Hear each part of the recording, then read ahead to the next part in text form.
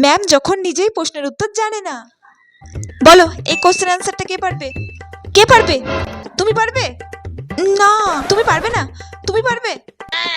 ইস, আমি তো নিজেই পারবো না, কি করি এখন? এই তুমি পারবে? পারবে না? তাহলে কি করতে স্কুলে এসেছো?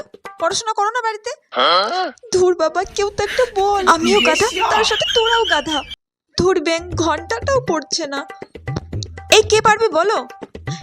এই তোমরা সবাই প্রাইভেট কার কাছে পড়ো? ম্যাম আমি আপনার কাছে পড়ি। তুমি বাদেও তো আরো স্টুডেন্ট আছে, তোমাদের মধ্যে কেউ বলতে পারছে না?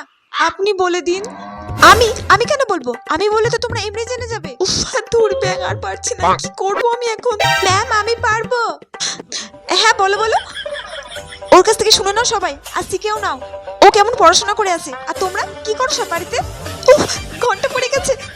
আচ্ছা ঠিক আছে, আজকের মতো এখানে। কালকে এসে আমরা প্রশ্ন জিজ্ঞাসা করবো, সবাই কিন্তু পড়ে আসবে।